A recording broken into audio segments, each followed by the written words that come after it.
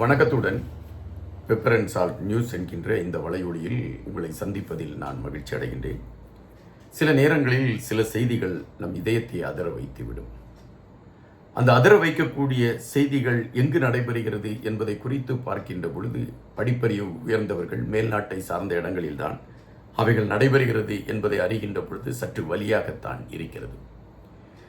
இனவெறி என்கின்றது தொடர்ச்சியாகவே பல வெளிநாடுகளில் இந்தியா மீது திணிக்கப்பட்டு கொண்டு இருக்கிறது என்பதை பரவலாக வருகின்ற செய்திகள் மூலம் நம்மால் அறிய முடிகின்றது. கனடா நாட்டில் இந்தியர்களுக்கு எதிராக அடிக்கடி தாக்குதல் நடைபெறுகின்ற களங்களை நாம் பார்த்திருக்கின்றோம். அப்பொழுதெல்லாம் கனடா அரசாங்கம் உடனடியாக அறிவிக்கும், எங்களுடைய காவல்துறை இதை குறித்து விசாரணை செய்து கொண்டிருக்கின்றது, யார் தவறு செய்திருந்தாலும் அவர்கள் தண்டிக்கப்படுவார்கள், இனி இதுமேல் போன்ற ஒரு நிகழ்வு நடைபெறாது என்று சொல்லும். ஆனால் மீண்டும் அது போன்ற ஒரு நிகழ்வு அரங்கேறும்.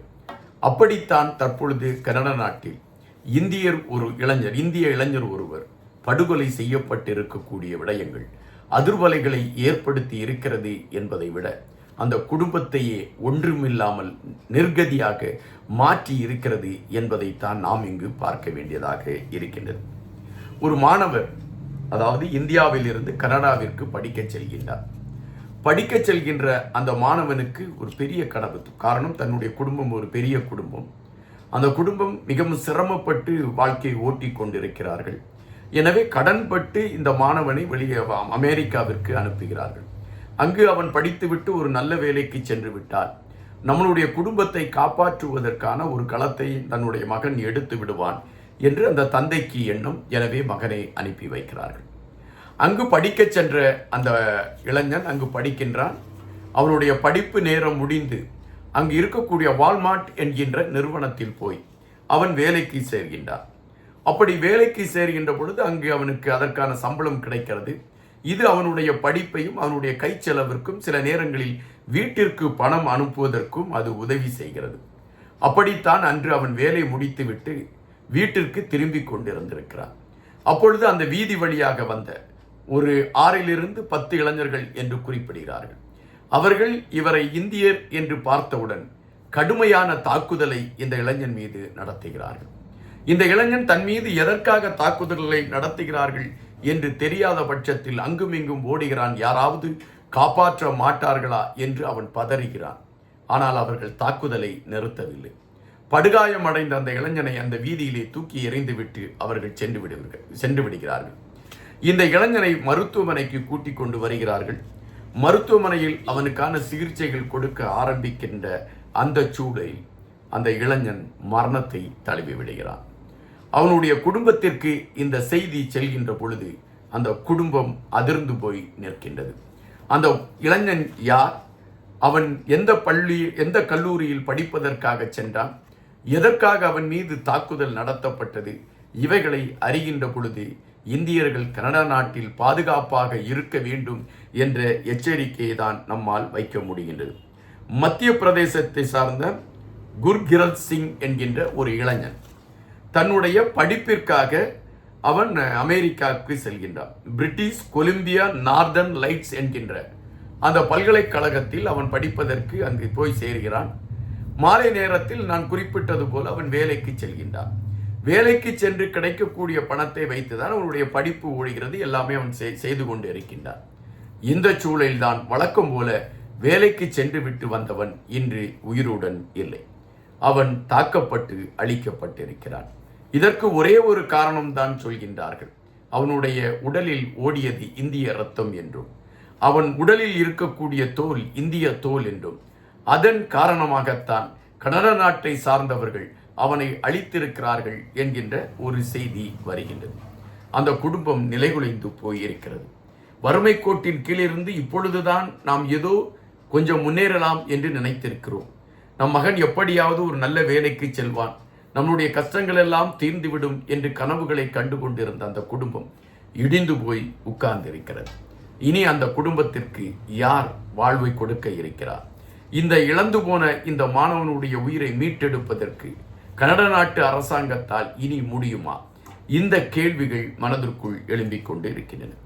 இந்தியாவில் இருந்து வெளிநாட்டிற்கு படிப்பதற்கும் வேலைக்கும் செல்லக்கூடியவர்களுடைய அந்த உயிரை அல்லது அவர்களுடைய வாழ்வியலை உறுதிப்படுத்த வேண்டிய களத்தை ஆண்டு கொண்டிருக்கக்கூடிய மத்திய அரசு எடுக்க வேண்டும் என்கின்ற கோரிக்கை மக்களிடம் இப்பொழுது வலுவடைய தொடங்கி இருக்கின்றது.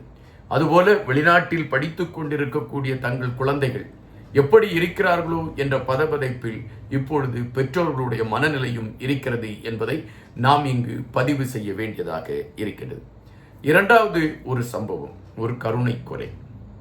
இந்த கருணை கொலையை மையப்படுத்திய செய்திகளை நீதிமன்றம் தீர்ப்பு வழங்கியது என்ற செய்தி வந்த பொழுது ஒரு கருணை கொலை நடைபெறட்டும் என்கின்ற எண்ணம் தான் எல்லோருடைய மனதிலுமே இருந்தது. காரணம், 13 வருடங்களாக கோமா நிலையில் இருக்கக்கூடிய ஒரு இளைஞன், இவ்வளவு இன்னல்களை பட்டுக்கொண்டு இருக்கக்கூடியவன், மரணத்தை அவன் அனுபவித்து அப்படியாவது அவன் நிம்மதியை கண்டுவிடட்டும் என்றுதான் பெரும்பாலானவர்கள் நினைத்தார்கள்.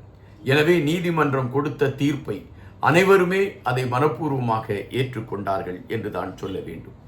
ஆனால் அந்த இளைஞனுடைய கடைசி நிமிடங்களை காணொலிகளாக வலையொலிகளிலும் ஊடகங்களிலும் பார்க்கின்ற பொழுது அந்த இளைஞன் கோமா நிலையில் இருக்கின்ற அந்த சூழலிலும் அவன் கண்கள் திறந்திருந்து ஒவ்வொருவரையும் அவன் பரிதாபமாக பார்க்கக்கூடிய காட்சிகளும், எங்களை மன்னித்து விடு என்று அவனுடைய பெற்றோர்களும் அவனுடைய உறவுகளும் அவனிடம் மன்னிப்பு கேட்டபடி அவனுடைய நெற்றியிலே முத்தமிட்டு அவனுக்கு இயற்கையாக கொடுக்கப்பட்டு கொண்டிருக்க செயற்கையாக கொடுக்கப்பட்டு கொண்டிருக்கக்கூடிய அந்த பிராணவாயு இயந்திரங்களை நிறுத்தக்கூடிய களமும், அவனுக்கு கொடுத்து கொண்டிருந்த மருத்துவம் சார்ந்த களங்களை நிறுத்தக்கூடிய களங்களையும் எடுத்த அந்த காட்சிகளை பார்க்கின்ற பொழுது மனது வலிக்க தொடங்கியது.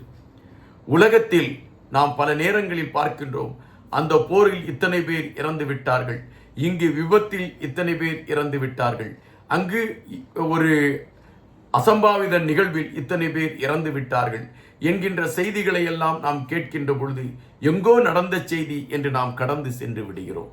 ஆனால் சில நேரங்களில் சில காட்சிகளை நாம் கண்முன்னால் பார்க்கின்ற பொழுது ஒரு உயிரின் அந்த மதிப்பு எவ்வளவு என்பது நம் மனது அப்பொழுதுதான் புரிந்து கொள்கின்றது.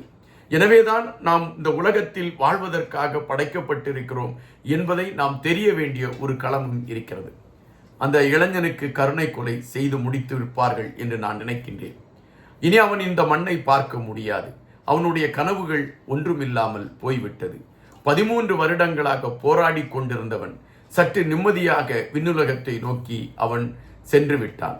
ஆனால் அவன் கடைசியாக விட்டுவிட்டு சென்றிருக்கக்கூடிய அந்த காட்சிகள் மனித நேயத்தை அது அசைத்து பார்த்திருக்கிறது. இறைவனை பார்த்து கேள்வி கேட்க வைத்திருக்கிறது. இறைவன் என்பவன் இருக்கின்றானா என்கின்ற கேள்வியை அது கேட்க வைக்கின்றது. இவன் மட்டும்தானா? இலங்கையிலே 2009ஆம் ஆண்டு சிறு குழந்தைகளை கூட கொன்ற களங்களை நாம் பார்த்திருக்கின்றோம். அப்பொழுதும் இதுபோன்ற கேள்விகள் தான் மனதில் எழும்பிக் கொண்டு இருந்தன. இப்பொழுதும் அவைகள்தான் மனதில் எழும்பிக் கொண்டிருக்கிறது. நன்றியுடன் இன்பம்.